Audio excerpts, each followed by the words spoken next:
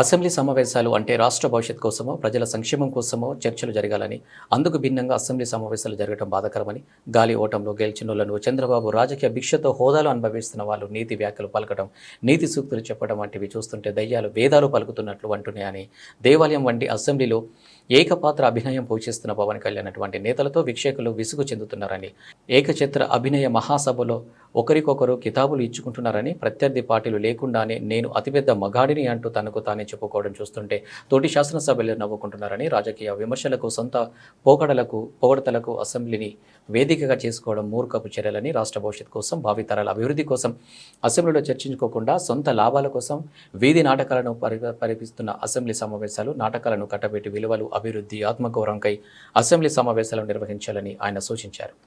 ఈ సమావేశంలో RTC senior seculars Sarvashri సింహ దుర్గారావు, దుడ్డే త్రినాథ్, వరదన్నపు శరత్ కుమార్, దోషి నిశాంత్, గుడ్ల సాయి, దుర్గాప్రసాద్, బాస సోనియా, ఆకుల మణికాంత్, మాసా అప్పాయమ్మ, బత్తెన శివనారాయణ, పసుపులేటి వీరాజు, బూడిద సత్యనారాయణ, శుంకర వెంకట రంగారావు, కంచర్ల సత్యనారాయణ, అల్లాడ రమేష్, సింహాద్రి తిలక్, అడప శేషగిరి, చవల రాజేష్, దోషి సుజల్, దోషి మోక్ష తదితరులు పాల్గొన్నారు.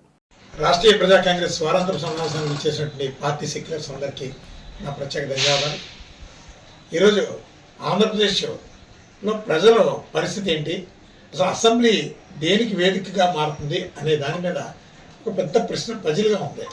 ఇలా అసెంబ్లీ సమావేశాలు అంటే మాకు తెలిసి పూర్వం పెద్దల కాడి నుంచి లేదు, అసెంబ్లీ నిబంధనల మేరకు కూడా ఒకటి నియోజకవర్గ సమస్యల మీద, అలాగే రాష్ట్ర భవిష్యత్తు మీద, అలాగే భావితరాల భవిష్యత్తు కోసం చర్చలు జరగాలి. దానికోసం ఏదైనా ఫండింగ్ ఏదైనా ఉంటే నిధుల కేటాయింపులు జరగాలి. ఆ దిశగా అభివృద్ధి కార్యక్రమాల మీద దృష్టి సారించాలి. దురదృష్టవశాత్తు ఈరోజు అసెంబ్లీలో ఎవరు ఏం మాట్లాడుతున్నారో అర్థం కాదు. అసలు ఎవరి కోసం మాట్లాడుతున్నారో అర్థం కాదు. మాట్లాడుకోవడానికి ప్రతిపక్షం కూడా లేదు.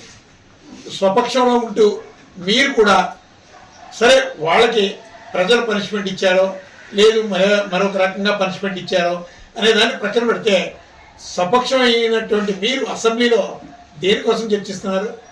ఇంకా బయట ఉన్నటువంటి ఆ ప్రతిపక్ష నాయకుల కోసమే విమర్శలు చేసుకుంటున్నారు, వాళ్ళ మీద జోకులు వేసుకుంటున్నారు, మీకు మీరు కితాబులు ఇచ్చుకుంటున్నారు. రాష్ట్ర ప్రజలకు కావాల్సింది ఇది కాదు. మీ యొక్క భవిష్యత్ కార్యాచరణ ఏంటి? ఆంధ్రప్రదేశ్ భవిష్యత్తు ఏంటి? అలాగే ఆంధ్రప్రదేశ్కి కావాల్సినటువంటిది ఏంటి? నిధులు ఏ విధంగా సమకూరుస్తారు? కేంద్రం నుంచి ఏ విధంగా తీసుకొస్తారు? అసలు ఇక్కడ ఉపాధి అవకాశాలు ఉంటాయా లేవా అనేది ఈరోజు యువత ఆందోళన చెందుతున్నారు. ఆంధ్రప్రదేశ్ భవిష్యత్తు ఏంటన్నది అర్థం కావట్లేదు. చంద్రబాబు నాయుడు లాంటి సీనియర్ నేత అసెంబ్లీలో ఉండి కూడా వారు కూడా ఒక భజన కార్యక్రమానికి భజన చేస్తున్నారు తప్ప ఆంధ్రప్రదేశ్ భవిష్యత్తు కోసం నా ప్రణాళిక ఇది, ఇంకో కేంద్రం మెడలు ఉంచి తీసుకొస్తాను, మనకు ఉన్నటువంటి బకాయిల్ని ఇప్పుడు ఫర్ ఎగ్జాంపుల్ విభజన హామీలని ఖచ్చితంగా ఆంధ్రప్రదేశ్కి కేటాయింపులు జరగాలి, విభజన చట్టం ప్రకారం రావాల్సినటువంటి హక్కులు, దీని మీద మాట్లాడటం లేదు. ఎప్పుడు నిరంతరం మాట్లాడేటువంటి ఏంటంటే జగన్మోహన్ రెడ్డి నాశనం చేశాడు. సరే, జగన్మోహన్ రెడ్డి నాశనం చేశాడు, ప్రజలు పనిష్మెంట్ ఇచ్చారు కదా, మీరు ఏం చేస్తారో మాకు కావాలి. అంతేగాని జగన్మోహన్ రెడ్డి మీరు తిట్టుకోవడానికి ఎమ్మెల్యేని అసెంబ్లీని వేదికగా మార్చుకోమని కాదు. ప్రతిపక్షం లేని టైంలో నేను మగాడిని అనడం మూలంగా ఎవరికి ఉపయోగం లేదు. అందుకని మేము స్వపక్షానికి మేము చెప్పేటటువంటిది ఏంటంటే ఈ ఆంధ్రప్రదేశ్కి ఒక అభివృద్ధి కార్యాచరణ కావాలి, భవిష్యత్ కార్యాచరణ మీద ఒక భరోసా కావాలి. ఏమీ లేకుండా మరీ ఘోరంగా ఈరోజు అసెంబ్లీ సమావేశాలు జబర్దస్తి కామెడీని మించిన కామెడీ జరుగుతుంది. జబర్దస్తి కామెడీని జనాలందరూ ఎంత కామెడీగా చూస్తారో అసెంబ్లీలో మాట్లాడుకునేటటువంటి అన్నీ కూడా ఒక కామెడీ షో కింద ఉంటాయి. ఈరోజు 4 అడుగులు ముందు వేసి పవన్ కళ్యాణ్ గారు అయితే ఆయన బ్రహ్మాండమైన కామెడీ చేస్తున్నాడు. ఈ సమావేశంలో అతను చెప్పాలనుకునేటువంటి విజన్ ఏమీ లేదు. బయటేమో ఎవరు అనితమ్మ గారు లా అండ్ ఆర్డర్ని సర్వనాశనం చేసేస్తున్నారు, హోంశాఖ ఎందుకు పనికిరాదు అది నాకు ఇవ్వండి అంటారు. లోపలేమో ఇద్దరు సెకండ్స్ తీసుకుంటారు. అసలు మీరు ప్రజలు పిచ్చోళ్ళని చేస్తున్నారా, మీరు పిచ్చోడా అనేది మొట్టమొదట జనాలకు అర్థం కావాలి. అసలు మీరు ఏం చేయాలనుకుంటున్నారు? ఈ రాష్ట్రంలో శాంతి భద్రతలో సజావుగా లేవని ఒక ముఖ్యమంత్రి ఉప ముఖ్యమంత్రి స్థానంలో మీ నోటప్పుడు వచ్చినాయి. వచ్చిన తర్వాత మీరు ప్రభుత్వానికి మీరు చెప్పాల్సింది ఏంటి? చంద్రబాబు నాయుడు కూటమిలో మీరు ఒక బాధ్యతారహితంగా ఉన్నారు. బాధ్యతగా ఉంటే బాధ్యతారహితంగా మీరు మూవ్ అవుతున్నారు. దీని మూలంగా ఈ రాష్ట్రానికి ప్రమాదాలు కొంచెం ఉన్నాయి. లాండ్ ఆర్డర్ అసలు లేవని మీ నోటితో మీరు చెప్పారు. లేదు అంటే మీరు రాష్ట్రీయ ప్రజా కాంగ్రెస్ పార్టీ నుంచి చంద్రబాబు నాయుడు గారికి మీరు ఎంతో ధీమాగా చెప్పారు. ఏంటి, నేను అనుకుంటే చంద్రబాబు నాయుడు గారు హోంశాఖ నాకు ఇచ్చేస్తారు అని అంత ఈజీగా చెప్పారు. మీకు ఉన్నటువంటి నమ్మకానికి మేము చంద్రబాబు నాయుడు గారికి కూడా మేము ఒక అప్పీల్ చేస్తున్నాం.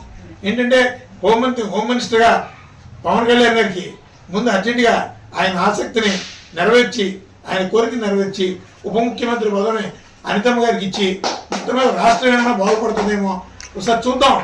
ఇప్పుడు ఆయనే చెప్తున్నాడు రాష్ట్రం శాంతి భద్రత సమస్యలన్నీ సర్వనాశనం అయిపోయినాయని. మరి చంద్రబాబు నాయుడు గారు మౌనంగా ఉన్నారు దీని మీద. నా పాలనలో రాష్ట్ర ప్రభుత్వం సజావుగా ఉంది, శాంతి భద్రత పక్కాగా ఉన్నాయి అని చెప్పడానికి కూడా చంద్రబాబు నాయుడు గారు ఎందుకో సాహసిస్తారు. వాళ్ళ బలహీనతలు ఏంటో మాకు తెలియదు. ఈ రాష్ట్ర ప్రయోజనాలు రాష్ట్రీయ ప్రజా కాంగ్రెస్ పార్టీకి కావాలి. ఈ రాష్ట్ర అభ్యున్నతి, భావితరాల భవిష్యత్తుకి రాష్ట్రీయ ప్రజా కాంగ్రెస్ పార్టీ కట్టుబడి ఉంది. అందుకని ఇప్పుడు ఉన్నటువంటి ప్రభుత్వం ఖచ్చితంగా రాష్ట్ర ప్రయోజనాల మీద దృష్టి కేంద్రీకరించకపోతే ఖచ్చితంగా మీకు రాష్ట్ర ప్రజలు సరైనటువంటి గుణపాఠం చెప్పక తప్పదు అని రాష్ట్రీయ ప్రజా కాంగ్రెస్ పార్టీ నుంచి ఈ కూటమి ప్రభుత్వాన్ని హెచ్చరిస్తాం.